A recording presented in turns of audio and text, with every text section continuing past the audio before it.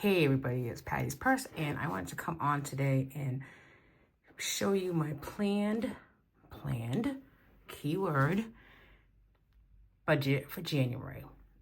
Now, I use the Budget by Paycheck Workbook, and this is it. And I've seen some other content users on YouTube write their whole budget on one worksheet here.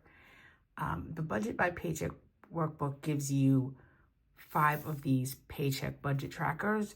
So whether you're a weekly paycheck receiver or a bi-weekly, you have enough pages to use one page for each paycheck. I personally am a weekly paycheck budgeter, so I do use one paycheck budget tracker and then one tracking expense tracker sheet. So I figured with the 5, I'm going to try in January. I put this together of what our monthly bills are, our savings goals, sinking funds, and variable expenses. And I'm going to go through that with you now. And then when it actually happens, or when I get paid and I keep track of everything, then at the end of the month, I can fill this right in for actual and, actual here and what we saved, etc. Might be a better way to overview, look at everything on an overview level. Now for inflow, I really put, for my weekly paycheck, I just put 700 times 4, which is 2,800. I do go between like 750, but I wanted to do the minimum that I would get paid. So my husband's check is always the same. It's every 2 weeks, and it's $39.76 for the month.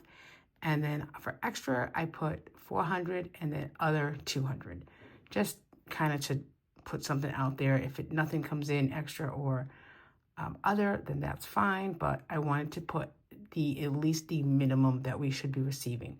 So we're working with $7,376 for the month.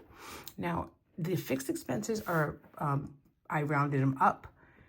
So the mortgage is $2,800. It is a 15-year mortgage that we refinanced about 5 years ago.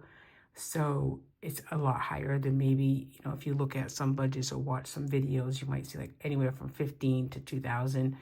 I would assume that those are close to a 30-year mortgage, but because ours is a 15, it'll be great, maybe in 10 years or 8 years when we have no mortgage, but right now it is a high monthly payment.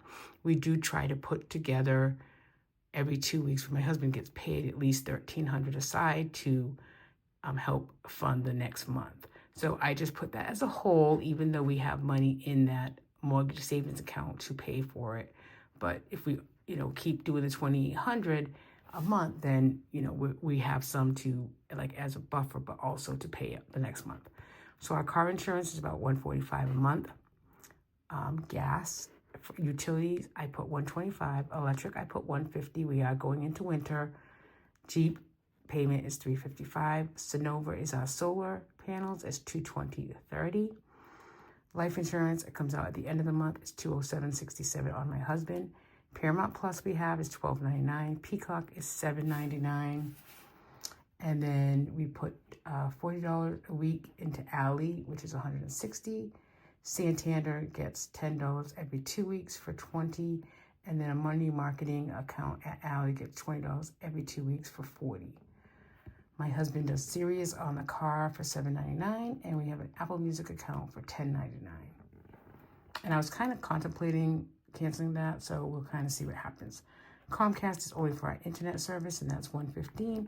And then our credit cards minimum payment on a monthly basis is about $900, which I know we need to get rid of that, or lower that at least, which means get rid of some of it. So for variable expenses, we're looking at, so the total of these is $52.77. So again, we subtract that by the inflow and we get $20.98. We put that here. So variable expenses, I'm saying $450 for groceries, $400 for dine out. Household with Amazon, $125. Other, which is Gracie's Amazon stuff, is $75. And then gas for my car, I'm saying $140. So that's $11.90. Which leaves a balance of $908. So I'm putting that up here for our savings goals or sinking funds. So weekly, my husband and I will get $25 a week for spending. We can spend as we see fit. I like to just bank that or just, save it in my cash savings envelope. I don't know what he does with his, but we'll do $25 a week for each of us, which is $200 a month. Max, I'm hoping to put aside $40 a month. Water bill, which will come up in May, is $40. The pool or hot tub, I'll put $20. Church at $5 a week, I'll do $20 a month. 1 month ahead, I'd like to put it $120 this month. And then BJ's, I'm going to do $80. Grace's birthday, I'm going to shoot for $25 a month. And for savings challenges, I'm doing 2 in January. The $1 to $5 challenge, I want to put at least $30, and the $500 challenge, I want to do at least $50. So that amounts to $625, which leaves a leftover of $283. So I think by doing it this way and seeing the big picture, then it might be easier to say, okay, well, I have a little extra. I can put, $10 here or $20 here, etc. But at least I'm doing the minimum of what I wrote down. So that's kind of the goal of doing it on this page, and then just referring back to this page when I'm writing out my budget on a weekly basis. We'll see how it works. Thanks everybody for watching, and Happy New Year. Get your budgets done and stick to it, at least for January. Thank you.